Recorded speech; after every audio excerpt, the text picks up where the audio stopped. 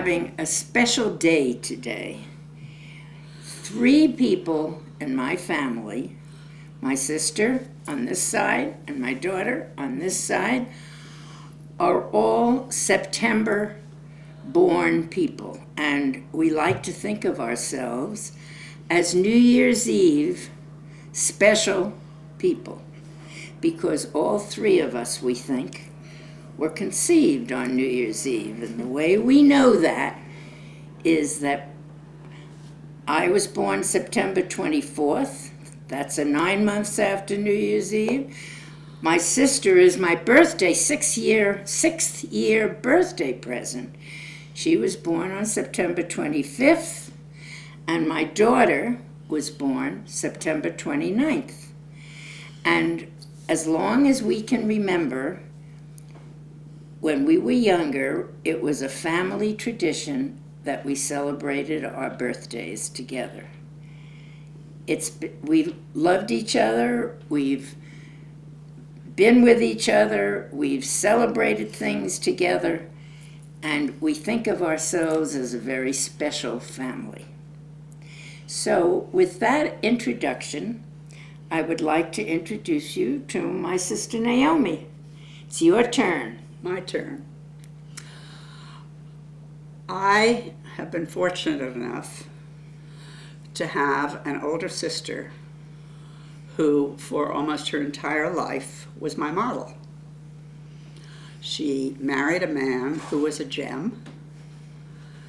I was lucky enough to be invited to move from New York, which I hated, to California, which I promptly fell in love with, and to live with my sister and brother-in-law to finish up college. I spent the last 2 years of my college life living in San Lorenzo with Lucille and George. And I had the wonderful opportunity of being involved in a family life that was loving, fun, full of good conversation. And it also set me a model of how I would hope my life would be when I was married. During that time, I was doubly lucky in that shortly after I arrived, Lucille became pregnant. And so in some ways, Llewellyn was my first child because I was living with them. And I was so integral in their life that when Llewellyn was little and beginning to talk, she would go around asking her friends if they had a Nomi, because she always called me Nomi. And Nomi was not a name, but a relationship to her. And that's always made our relationship pretty special, and I do feel very lucky about it. Llewellyn, you want to pick up from there? Okay, well, I remember the idea of Naomi being Nomi to me, and in a sense I grew up in my earliest years with two mothers, and always really saw them as in some ways somewhat interchangeable. And I think also when you have an aunt who is younger than your mother, and so there was that special kind of relationship that you have with someone who is just a little bit more, feels a little bit more accessible as a semi-adult versus the mother. And I have this memory. I think I had a rocking horse or something called Omar. Oh yes, and it was a wooden rocking horse, which I replicated for my children when I had children. And I somehow associate that with you, and I think I must have ridden that horse when you might have been there with me a lot of the time. I think so. And we still have wonderful pictures of me as like a less than 1 year old, and you're carrying me around. I mean, there's something very special about that kind of early relationship, and the fact that we all were born within a few days of each other, and that we have had all these celebrations over the years, and I can still think about many of them, I think has kept us very bound together. Do you think that your being a horsewoman has anything to do with With Omar? Omar? That never occurred to me. It never did to me. You know, it's hard to know which comes first. Did I gravitate to rocking horses and the like because I wanted to be with horses, or did riding rocking horses make me want to have a horse? But whichever it is, it became a lifelong passion. Right. Right. And I feel exceptionally lucky to have these two people, younger than I, both of them, to both love and protect, and in return get more affection and love than I ever dreamed I'd have, because that's really been my sustenance and the ingredient in my life that has made me the good person that I think I am. So I want to take this opportunity to thank both of you for loving me and giving me a feeling that I was good. You don't thank people for love.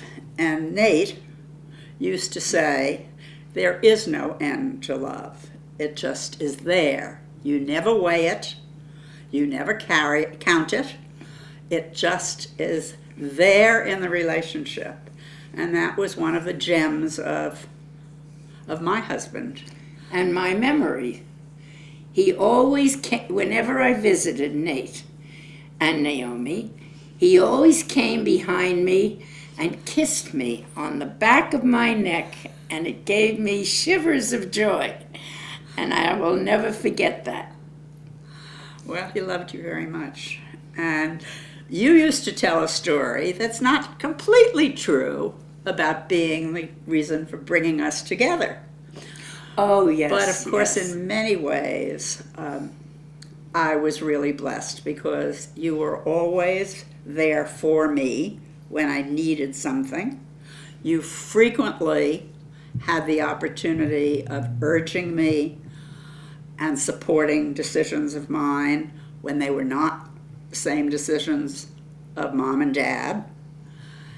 And as a result, I think that in a lot of ways, we've turned out to be very similar people, and part of that was my determination and my admiration for you.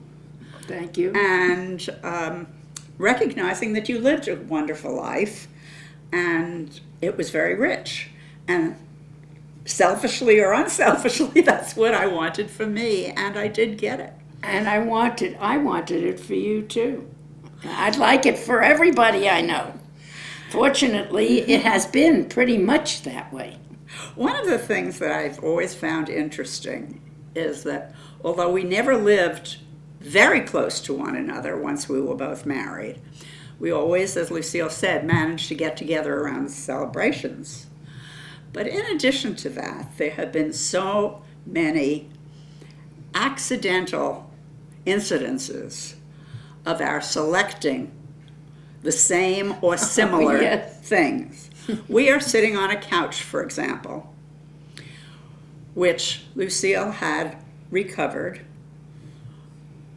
quite a while after she bought it. Just around the same time, Nate's and my couch needed recovering. And lo and behold, we got the same fabric, in different colors, however, but the identical fabric on each of our couches.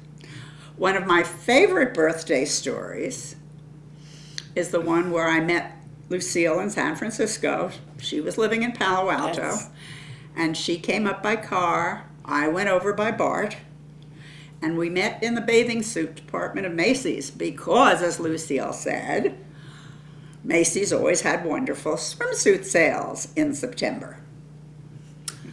I came up the escalator, and there was a rack of suits, and one in particular caught my eye. And before I even looked around for my sister, I reached out for the swimsuit, and somebody was pulling it from the other side of the rack. Guess who? Lucille. And that is typical of many things that have happened in our lives. Yeah, you know, I think one of the reasons that I always felt comfortable, because I've actually come and visited you in most of your homes that weren't far away. So I spent a lot of time actually in your home in Berkeley, and then later in your homes, in Walnut Creek and Concord and wherever.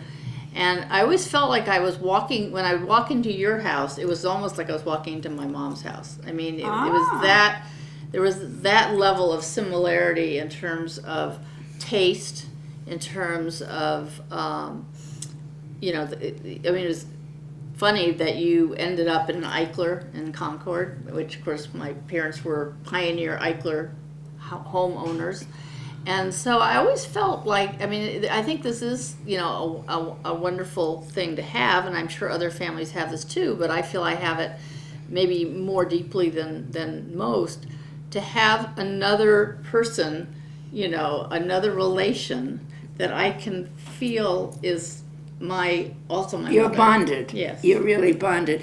Well, other people who know both Naomi and me and have been in each of our homes has said that there's a climate in our homes, whether it has to do with how they're greeted or it's more than just how they're furnished. Right. There's a sense of who lives in that home and that pervades it. Well, the additional thing is that our values have always Yeah. been very much the same. And we've raised our children similarly. And our We're political politically- attitudes yes. are Yeah. very much And the we're same. really three very strong women with strong opinions. But we get along well. Yes. We've differed, but I don't think Lucille and I have ever had a serious, I guess you might say fight, but even a serious argument. We have agreed, we've disagreed, we've agreed, and we have agreed to disagree sometimes. Yeah. But there's always that underlying patina of deep, deep caring, and I don't think either of us has And ever mutuality. ignored it. There's Yeah. something that bonds us so that sometimes we don't even have to talk about it. It's there. And the interesting thing is, sadly, but everybody ends life at a certain time. Both of us have lost our husbands within 2 years of each other. And when I lost mine first, Naomi called me every night to be sure that I was doing okay. And then those calls continued until her husband died. And then now I call her every night to be sure she's okay. And it's our visit because we're miles and miles apart, but we never feel that way because it's a very close visit on the phone. Yeah. And actually, I have the same relationship. I mean, we talk virtually every day, sometimes more than once a day. And so it, even though I'm not as far away geographically and we see each other every week, nonetheless, it's been, I think the telephone and the email, of course, has also augmented that, has allowed us to really be in each other's lives in a Right. very immediate way, which I think is Right. really important. And it's funny, but because of my work, and which has, caused me to travel, I've been able to stay in Naomi's life in a way that I might not otherwise have been able to That's do. true. That's true. Yeah. And I have to say that I am the envy of my friends because there is no other, and I have a lot of close friends, there is no other one that I know of who has a relationship this even approaching Lucille's and mine. And it seems to be rather unusual. I don't understand it because for me it's very easy. It's just part of living. Remember, we're all three New Year's Eve babies. Maybe that's it. So, Maybe that's so that has made the us festivity. all three, yes, very bonded people from birth. Well, one of the especially nice things, as far as I was concerned, too, was that our husbands liked each other. Now, they didn't always agree either, and my children laugh about our dining room table levitating sometimes around dinner parties when there were big arguments going on. But nonetheless, George and Nate really liked each other. And we respected each vacationed other. together. We went to Ashland together. We did many things together, and it enriched our lives tremendously, I think. There were many summers that we went to Lake Tahoe together. That's right, when I was little. That was another bonding thing. And Nate rescued Jeff from Lake Tahoe when he started to crawl into Lake Tahoe, I remember. And it's funny because I have a group of women friends that actually have a couple different groups of women friends, and we talk about our parents and our families when we are together.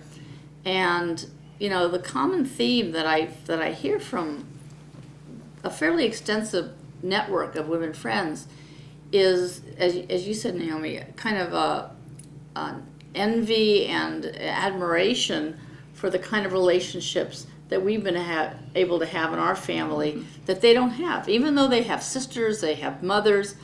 I mean, in some cases, the relationships with the mothers are extremely destructive. I don't know why that happens to some families. We've been very fortunate that we never had anything like that.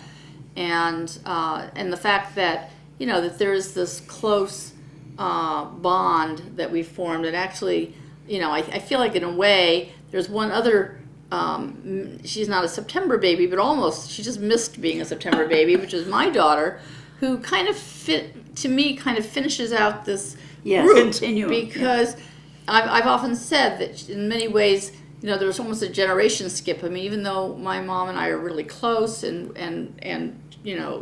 she's really my best friend and the person I turn to for advice on a lot of things, my daughter is really, to me, the continuation of my mother. Well, and I feel the same way, because my daughter, Nancy, tells me that she's made it very clear to my granddaughter, Laurel, that she hopes that their relationship will be like Nancy's and mine is.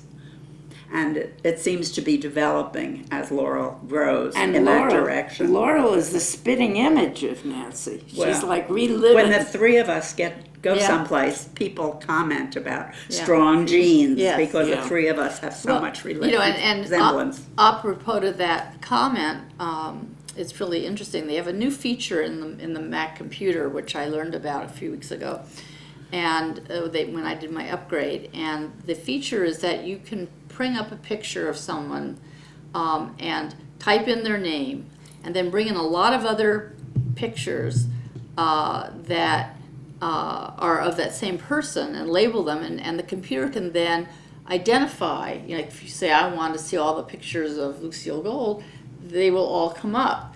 But to get there, you have to first winnow out the pictures of people who are not that person that the computer initially might bring up. And what was so interesting, because I do have quite a few pictures in my computer of my mom younger because of the book that we did, when I did my first passes, pictures of my mom would come up along with the pictures of Leah. As if it was interesting. Yeah. So there is and again, as I said, I mean, I think I have a resemblance, and people have commented on my resemblance to my mother, but I think it's even more striking in my daughter. Of me, much younger. Well, and also the fact that she shares a lot of your intellectual interests. Intellectual and also Creative interests, also. Creative interests. Mm-hmm. Yeah, you still haven't sewn a button on. I know. My kids make fun of she'll me. do it. I know. Maybe she'll be doing it for you. Well, she'll have to, because I'm not doing it for her. There are a lot of things you'll do for Leah, but not that. Not that. And it's funny because to this day, in fact, the night I was packing Leah before she left to go back to school, we were going through her clothes. She said, gee, this has a little tear. I wish I had brought that to Grandma to fix. Well, she came with many things that She missed one. And I still bring my things to you to be fixed. So, I mean, there are these... My pleasure. Yeah, there are all these interesting... Connections. And you know, kind of assumptions about how you function. Now, maybe if you hadn't been so good at, fixing things, maybe I would have. But one of the interesting things that I just this minute thought of that I'd like to put out there for you, Lou, Yes. is that we talk about modeling love, caring, consideration, and so forth for within our families that we hope our children have picked up on. I look back, and I don't know if you have the memories I do, but our father came from a family with very, very few siblings. He really only essentially had one sibling, a sister. But mother had Many. 4 sisters. And I remember vividly growing up, and family gatherings were nothing but a time for bickering and picking at one another and being unpleasant to one another. And yet I think if you ever asked them, they might say they really loved each other. But I also remembered going home with Mom and Dad and you to our apartment and saying to Mother over and over again, I'm really glad you had only the 2 of us, because we will never, ever behave like your sisters do. Yeah. And Well, that was it a was very a big part of my childhood. Yeah, but it was a different generation, and they were very different people. Yes. Like, we're the pretty different people. I don't From think... the multitude, From but the- not from each other. That's right, that's right. Michael, did you have any other questions we could answer? Oh, I don't think we've got it on tape yet, Naomi. If you'd like to talk about how when you were looking for a husband, and the story about George and Curious George. Right. That was a nice story. I wasn't really looking for a husband. I was dating somebody whom I cared a lot about. And then I met Nate at a dinner party. And he was just out of the Navy. He had spent 8 years in the Navy. And he was just enrolled at Berkeley. And we met at a home of a relative of my roommate. And it was the night before New Year's Eve, and at one point he said to us, what are you doing tomorrow night? And we said, oh, we really didn't know. We thought we would visit with some of our friends. And he said, I'll drive you. And I thought, gee, this is a nice guy. But that was that. And for a long time, well, for months anyway, we'd see each other only occasionally and not on any kind of official date. And Nate started to deliver to our front door the Sunday Chronicle. He was living down the hill from us in Berkeley, and he would drive up with the Chronicle and drop it and go back. And that really made me start thinking, this is really somebody neat. And little by little, we became friends. Did he never tell you that he had met me earlier? Somewhere along the way, I think he told me that he had met my sister at a dinner party Right. at some mutual friends. And of course, Lucille loves to take credit for our successful marriage. And successful it was. But he sat... Because she said to him, Yes. go ahead, you tell it. He sat next to me on my right at the dinner table at the Phillips house, and I said to him, I have a sister who's coming out to Berkeley, and I think you'd really like her. Whereupon I think I wrote a letter or called her and said, hey, there's a guy I want you to meet when you come out to stay with us. But somehow or other, she doesn't want to give me the credit.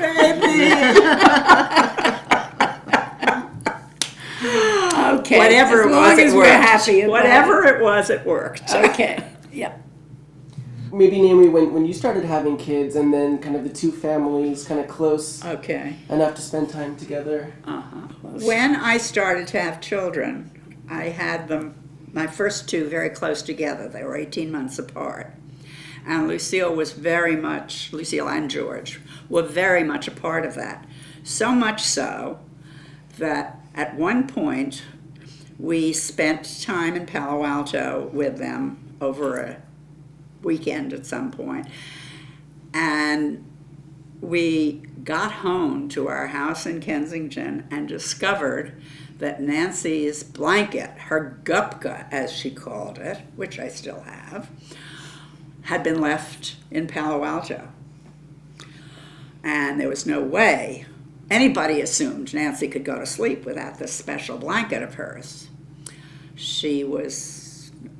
Maybe I was pregnant, so maybe she was 16 months old, something like that, 14 months old, because Roger was born when she was 18 months old. And Nate got on the telephone with George, and they agreed to meet halfway. I don't know where they met, I never asked, but they met halfway with the blanket. So this tells you how significant our children were to each other.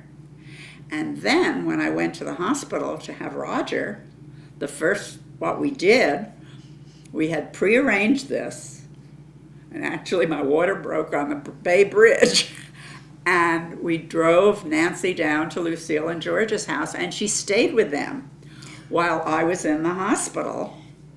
And she didn't want to come home with us, because that became her home. So I think I was probably there was a Yeah, lot of because- this back and forth, holidays, Thanksgivings, birthdays. We were always together. And I think that Llewellyn, who was really not ever a babysitter, but she was delighted To have a to cousin. have this baby cousin. Yeah, I have vivid memories of having a special relationship with Nancy that I never really had with almost anybody else in the family. And I have memories of taking her on walks in Berkeley and coming and staying with you by myself. And there was enough of a difference in age. It was sort of, I wasn't old about enough 10 to, years. almost. Yeah. And so I wasn't really quite old enough to be truly a babysitter, but I was old enough older that, Nancy kind of looked to me as, Right. Her somebody. her big cousin. Yeah, And she still does. yeah. And of course, that's what Liam misses. That's why, the way the geography of the family has been, sometime in the future, they'll find each other. But yeah, it takes some work now because people tend to be more spread out. Whereas when you were, In Palo Alto. yeah, and you had your Berkeley, yeah. young children, you were in enough proximity. Yeah, it was just 50 miles, 45, 50 miles. Right. Do you have any stories about growing up together? Yeah, well, I guess it's hard to imagine that we shared a room. Remember, Naomi was 6 years younger than I. So when we were very little, I don't remember anything. But as I grew up into my teenage years, and she was 6 years younger than I, we had nothing in common. And even though we shared a room, it wasn't until I met George and became a young woman that I started making overtures to this younger sister, so that when we got married and then moved to Washington, D.C., the first thing I thought of was to invite Naomi to come to Washington to stay with us. But you don't remember that when you lived in Connecticut, before you moved to Washington, Yeah, you had me come up to Palmer's Isle for a summer. It was a very memorable summer for me. I don't remember because that I at all. developed my first crush that summer on Michael Palmer, who was much older than I. oh really? I don't remember that at But all. so I spent a whole summer with you because I was out of school, mother was working, dad was working. So here we are. I'm going to be 89 this month. I'm going to be 83 this month. And I'm going to be 63 this month. And And we're that's, still good friends. we're loving friends. Thank you, Michael, for keeping a family record that we hope, all of us hope, will go on and on in generations. We're not famous, There's nothing special about us. Yes, there is. Okay, I'll accept that. But it's wonderful having you and the family to do this because you do such a lovely job. It's my pleasure. Thank you. Before I turn off the camera, should we maybe jog through anything we want to get before we? You want us to get up and do a dance on the table? No. I think not. I think you'll have to find 2 others. I don't know about your mother. No. So I can tell everybody that I was in a movie. You've been in 3 movies. What do you mean? That's true. That's true. I was so good that You got recalled. You got recalled. Are you still taping this? It's still rolling. So, I had a feeling you he'll were. cut it out. He'll cut it out. Yeah. No, he doesn't have to. I don't think it's care. fine. I don't care. Oh, Michael, you're so special.